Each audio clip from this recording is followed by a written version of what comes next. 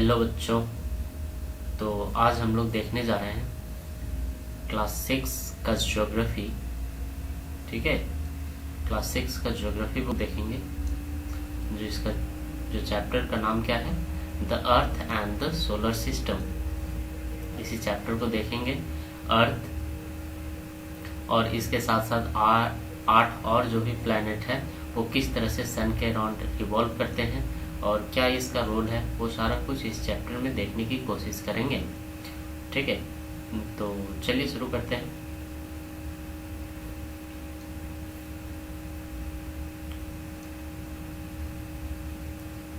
सबसे पहले full moon और न्यू मून, ये दोनों का हिंदी वर्ड क्या क्या होता है। तो फुल मून को क्या बोलते हैं? फुल मून को हिंदी में पूर्णिमा भी बोला जाता है और न्यू मून को अमावस्या की रात बोला जाता है। न्यू मून में क्या हो जाता है कि चांद जो है पूरी तरह से ढक जाता है, वो दिखता नहीं है हम लोगों को रात में। और फुल मून में जब पूरा चांद दिखेगा तो वो क्या हो जाएगा, फुल मून। ठीक है, और चांद का बहुत सारा मतलब इस तरह से रोज अलग अलग तरीके से हम लोग को दिखता है, कभी छोटा बड़ा। तो ये एक ऐसा समय आता है जब न्यू मून होता है और ये फुल मून।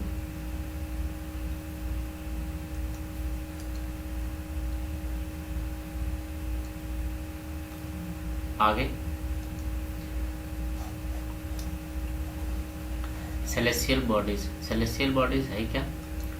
तो सेलेस्टियल बॉडीज में क्या आ जाता है, sun, moon and all those object जो भी सनशाइन कर रहे हैं नाइट स्काई में हम लोग जो देखते हैं, तो जो भी सनशाइन कर रहे हैं वो सारे बॉडीज को हम लोग क्या बोल सकते हैं, एक ही वर्ड में सारा आ जाता है, सेलेस्टियल बॉडीज। ठीक है, ये सभी लगभग गैस से बने होते हैं। They have their own heat and light, इन लोगों के पास अपना हीट और लाइट भी होता है, और in which they emit in large amount. The celestial bodies are called stars, इसमें स्टार्स भी आएंगे। ठीक है, this celestial bodies are called stars. Sun भी जो है हम लोगों का वो एक स्टार ही है। ठीक है, तो ये बात, सन कुछ अलग नहीं है, सन भी एक स्टार ही है ना। सन हम लोगों को इतना बड़ा क्यों दिखता है, तो उसका कारण है कि ये जो स्टार है, जो सन है, वो हम लोग से बहुत नज़दीक है, जिसके कारण इतना बड़ा दिखता है और इसका हीट और लाइट बहुत ज़्यादा हम लोग के ऊपर प्रभाव करता है। जबकि स्टार्स जो हैं वो हम लोगों से काफ़ी दूरी पर है। ठीक है, इसके बाद कॉन्सिलेशन क्या है? तो while watching the night sky, जब हम लोग नाइट स्काई देखते हैं तो हम लोग को क्या मिलता है, क्या हम लोग नोटिस करते हैं, various pattern of the different groups of the star, उसी को कॉन्सिलेशन कहा जाता है। जैसे कि उर्सा मेजर, बिग बियर जो है वो इसका एग्जाम्पल है, उर्सा मेजर एग्जाम्पल है। एक सबसे जो बहुत ज़्यादा प्रचलित है, जिसको हम लोग ऐसे भी रात में आराम से अगर देखना चाहे तो देख सकते हैं, उसका क्या नाम है, सप्तऋषि, 7 स्टार इसका हिंदी होता है, सप्तऋषि। तो चलिए इसको देख कैसे सकते हैं रात में, वो उसको थोड़ा सा एक्सपेरिमेंट करते हैं हम लोग, है ना।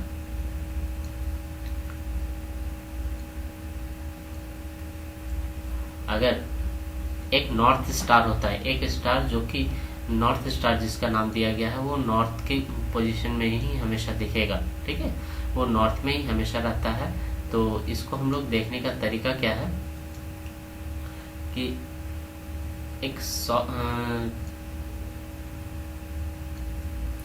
ये जो 7 स्टार है ना, लगभग उल्टा चम्मच की तरह ये बनाता है। अब यहाँ से हम लोग 2 स्टार को देखेंगे और ये एक स्टार जो हमेशा चमकता रहेगा, ये कभी भी मतलब कि ये नहीं होता है, कभी चमकना बंद नहीं होगा, हमेशा ये दिखता रहेगा। वहाँ से लेके अगर उल्टा चम्मच जो सप्तऋषि है उसकी दो जो लास्ट वाला है, इस तरह से अगर हम लोग देखते हैं तो इस तरह से हमको क्या पता चलता है, नॉर्थ डायरेक्शन में हम लोग देख रहे हैं। पहले के आदमी जो पहले युग में थे, वो लोग रात में जब ट्रैवल किया करते थे तो इसी तारा को देख करके अपना दिशा को पता करते थे कि हाँ हम कौन से डायरेक्शन में चल रहे हैं, उसका पता ये लोग इसी से करते थे। ठीक है।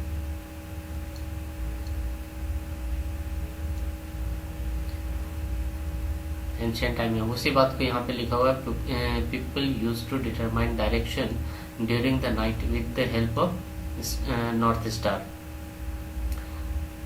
सारी चीज वही है, ठीक है, जो बता चुके हैं। तो आगे आप बढ़ते हैं।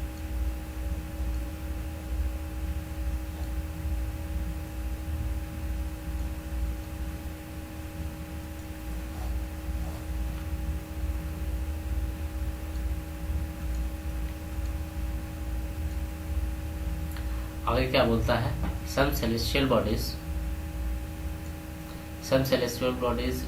which have their own heat and light, अपना हीट और लाइट जिसके पास है उसको क्या बोलेंगे, उसको कुछ जो सेलेस्टियल बॉडीज है उसके पास अपना हीट और लाइट भी होता है और कुछ के पास नहीं होता है। जिसके पास अपना हीट और लाइट नहीं होता है उसको हम लोग क्या बोलते हैं, प्लैनेट। और जिसके पास हीट और लाइट होता है उसका एग्जांपल क्या हो गया, स्टार्स।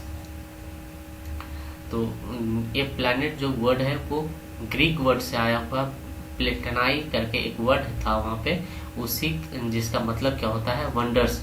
इसी वर्ड से आगे जाकर के प्लैनेट वर्ड बना। ठीक है। It gets all its heat and light from the sun. जो हम लोग का प्लैनेट है वो कहाँ से हीट और लाइट कहाँ से लेता है, तो सारा कुछ वो लोग स्टार से लेता है, सन से लेता है, और हम लोगों को दिखता है चमकता हुआ। सोलर सिस्टम कुछ इस प्रकार से है, बीच में सन दिख रहा है, सन है, सन के चारों बगल ये जो है स्टार प्लैनेट्स है। तो टोटल अभी जो है वो 8 प्लैनेट हम लोग के सोलर सिस्टम में 8 प्लैनेट है। पहले 9 प्लैनेट हुआ करता था। एक प्लैनेट जो था प्लूटो, उसको 2006 में इसको रिमूव कर दिया गया। पहले इसको भी कंसिडर किया जाता था as a group of planet solar system में, लेकिन अब इसको रिमूव कर दिया गया। अब हमारे पास कितना है, तो टोटल 8 है। 8 में अगर इसके बारे में थोड़ा सा डीप स्टडी करना चाहे तो सबसे पहला कौन सा है, मरकरी। उसके बाद वीनस, सन से जो नज़दीक है सबसे, वो कौन सा है, मरकरी। उसके बाद आता है वीनस, उसके बाद अर्थ, उसके बाद मार्स, उसके बाद फिर जुपिटर के बाद सैटर्न, उसके बाद यूरेनस, उसके बाद नेपच्यून। और ये दोनों जो है ना 4 भागों में बढ़ जाता है, 2 भागों में बढ़ जाता है, 4 इधर और 4 इधर। 4 और ये दोनों के बीच में जो है, मार्स और जुपिटर के बीच में एक बहुत छोटे छोटे जो है एस्ट्रॉयड बेल्ट का एक पूरा बेल्ट ही बन जाता है। एस्ट्रॉयड छोटे छोटे बहुत सारे जो है, वो ये लोग भी जो सन के अराउंड घूमते रहते हैं। ये अर्थ इतना या फिर प्लैनेट इतना बड़ा तो नहीं होते, लेकिन छोटे छोटे होते हैं। ये भी मतलब कि गैसियस या फिर सॉलिड से बने हुए जो है वो राउंड करते रहते हैं, सन के अराउंड रिवॉल्व करते रहते हैं। ये दोनों जो है सेपरेट करता है किसको, तो मार्स और जुपिटर को। सन के जो करीब कौन सा है, मरकरी, वेनस, अर्थ और फिर मार्स। ये चारों को हम लोग स्मॉल प्लैनेट, इसको अर्थ लाइक प्लैनेट भी बोला जाता है। ठीक है। और ये जो चारों है, जुपिटर, सैटर्न, यूरेनस और नेपच्यून, इसको जोवियन प्लैनेट बोला जाता है। क्योंकि जुपिटर टाइप का चारों हो जाता है, इन लोगों का साइज बहुत बड़ा होता है, जबकि ये जो हो गया अर्थ, वीनस, मार्स और मरकरी, इन लोगों का साइज बहुत छोटा है, अर्थ के आसपास ही है, इसीलिए अर्थ लाइक प्लैनेट भी इसको बोला जाता है। ठीक है। आगे कुछ फैक्ट, जैसे जुपिटर, सैटर्न और यूरेनस के पास अपना रिंग है। जुपिटर, सैटर्न और यूरेनस, ये तीनों के पास अपना रिंग है, बाकी और कोई भी प्लैनेट के पास अपना रिंग नहीं है। This belts are small debris, ये मतलब जो रिंग बनता है वो डेब्रिज का ही है। और आगे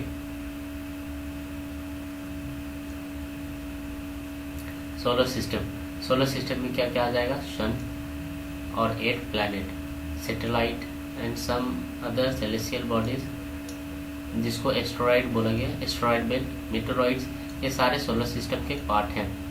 मीटरॉइड्स कहाँ पे होते हैं, तो ये छोटे छोटे जो ऑब्जेक्ट है ना, ये लोग भी रिवॉल्व करते रहता है सन के अराउंड। और ये सब जब कभी कभी क्या होता है कि अर्थ का जो है ग्रेविटी के कारण अट्रैक्ट हो जाता है, और जब अर्थ की ग्रेविटी में आ जाएगा तो अर्थ की ओर आना शुरू कर देगा।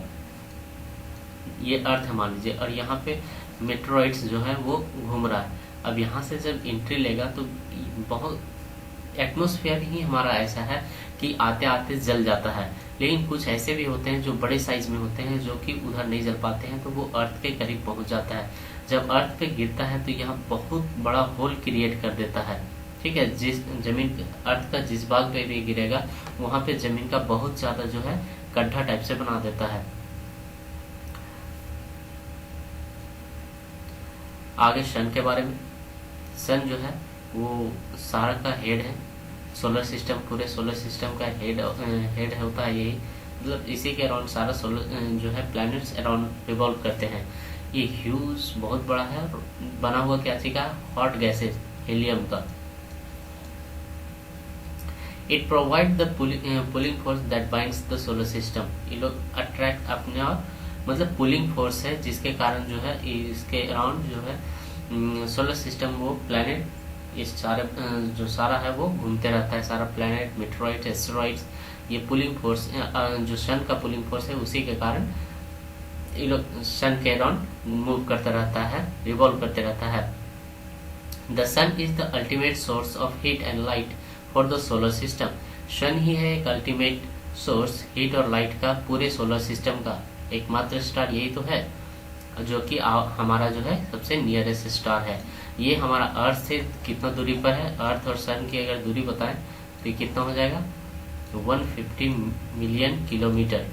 ठीक है, ये कितना हो जाता है, तो 150 करोड़ किलोमीटर के आसपास।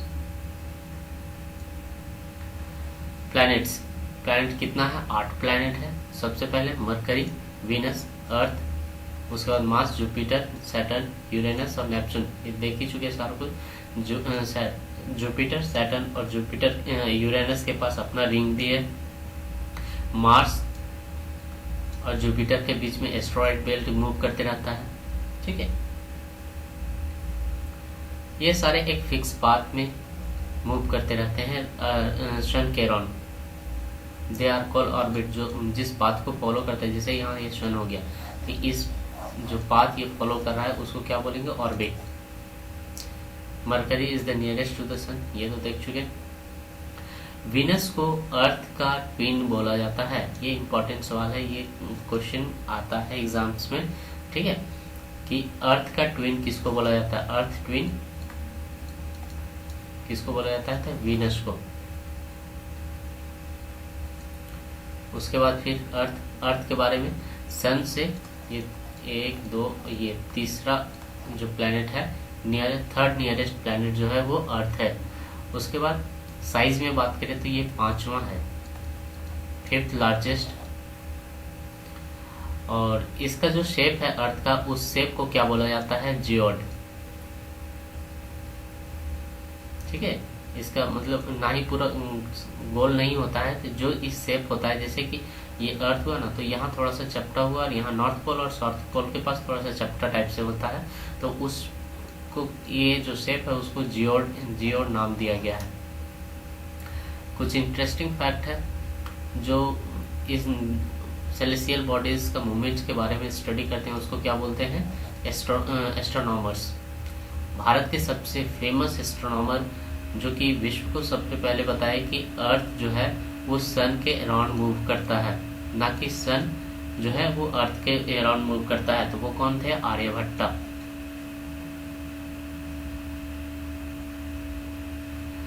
और ये भी बात बताए थे कि जो मून के पास है अपना लाइट नहीं होता है, हीट और लाइट नहीं होता है, वो सन के रिफ्लेक्ट होने वाले लाइट से जो उस पे मून पे लाइट पड़ता है उसी के कारण उस पे जो रिफ्लेक्ट होता है उसी के कारण हम लोगों को मून दिखता है।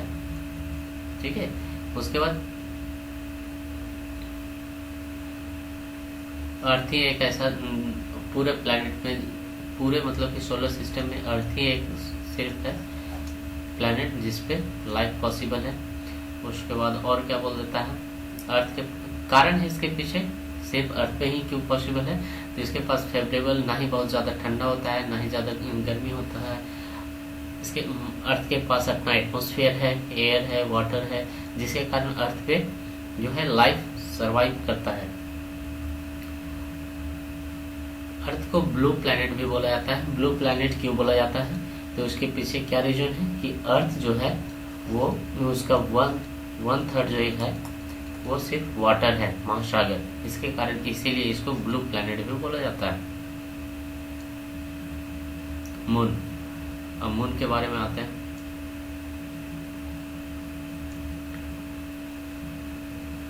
अर्थ का ओनली जो है सैटेलाइट वो मून है। सिर्फ एक ही जो है नेचुरल सैटेलाइट अगर अर्थ की बात करें तो वो मून है सिर्फ। ये अर्थ से कितनी दूरी पर है? तो 3,84,000 किलोमीटर की दूरी पर है अर्थ से। इसका डायमीटर की बात करें, डायमीटर या फिर रेडियस, तो 4 गुना कम है, मतलब 1/4 है।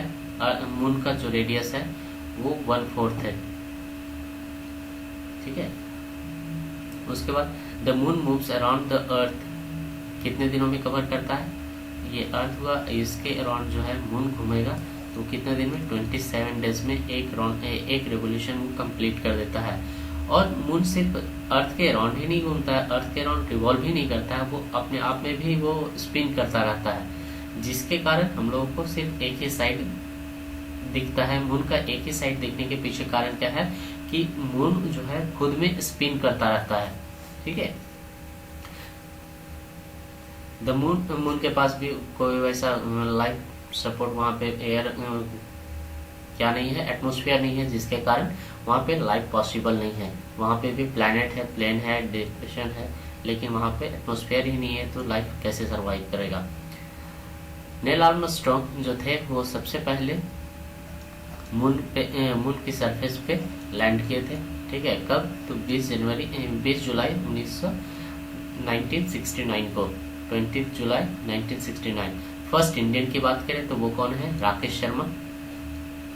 और फर्स्ट इंडियन वुमेन्स की बात करें तो वो कौन है? कल्पना चावला। ये इंपॉर्टेंट है, याद रखिएगा। ह्यूमन मेड सैटेलाइट की अगर बात करें तो ह्यूमन मेड बहुत सारे सैटेलाइट्स हैं, जो वैसे सैटेलाइट जो कि अर्थ के अराउंड या फिर किसी भी प्लैनेट के अराउंड मूव करता हो वो man made satellite, human made satellite होगा। In the same way as the planet moves around the earth, जिस तरह से जो है प्लैनेट मूव करता है सन के अराउंड, उसी तरह से, ठीक है, प्लैनेट सन के अराउंड मूव करता है ना, उसी तरह से अर्थ के अराउंड अगर हम कोई बना दिए, चाहे प्लैनेट के अराउंड अगर किसी भी सैटेलाइट को लॉन्च किया ह्यूमन अपने बना करके और वो रिवॉल्व कर रहा है, तो वो ह्यूमन मेड सैटेलाइट हो गया। Human made satellites is an artificial body, ये खुद बनाया जाता है तो आर्टिफिशियल बॉडी हो गया। It is design by the scientist and gather information, scientist के द्वारा बनाया जाएगा। इसके कुछ एग्जांपल है, जैसे कि INSAT, IARASH, उसके बाद EduSat, ये सब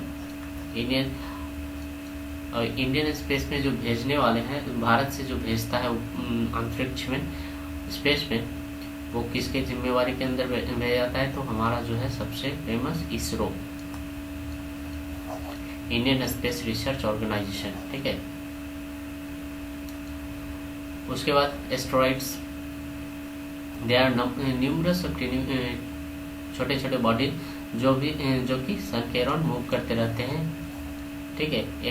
ये हो गया एस्ट्रॉइड्स। वो तो बता चुके कि मार्स और जुपिटर के बीच में है, जो कि छोटे प्लैनेट और बड़े प्लैनेट्स को डिवाइड करता है। मार्स और जुपिटर को ये 4 जो है इधर हो जाता है, 4 दूसरा साइड हो जाता है एस्टेरॉयड बेल्ट का।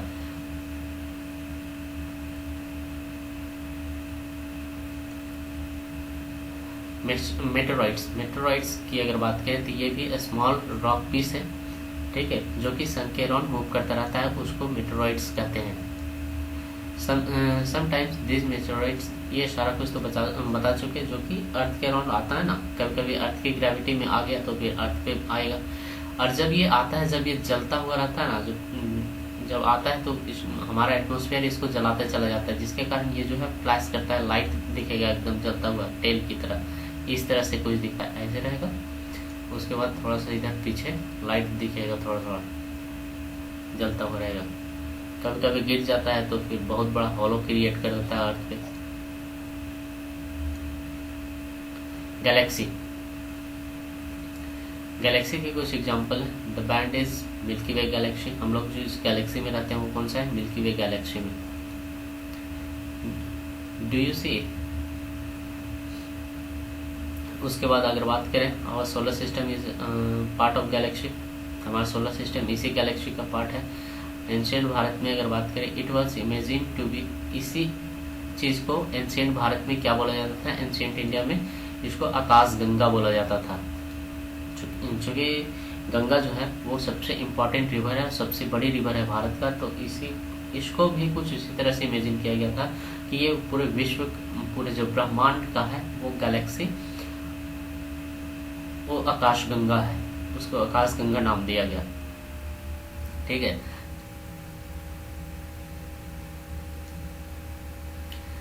अब थोड़ा सा इसमें यूनिवर्स लेते हैं। सबसे बड़ा यूनिवर्स के अंदर मिल्की वे गैलेक्सी, ठीक है, उसके अंदर सोलर सिस्टम के अंदर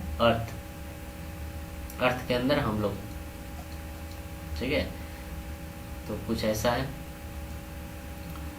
कुछ सवाल जो अभी तक हम लोगों ने पढ़ा उसके ऊपर। The planet known as Earth twin, कौन सा प्लैनेट को अर्थ का ट्विन बोला जाता है? तो इसका आंसर क्या है? विनस। उसके बाद फिर which is the nearest planet to the sun, sun के सबसे नियरेस्ट कौन सा हो गया? तो ये सन हुआ। सबसे नियरेस्ट कौन हो गया? तो मरकरी। और अर्थ कौन सा है? थर्ड नंबर पे।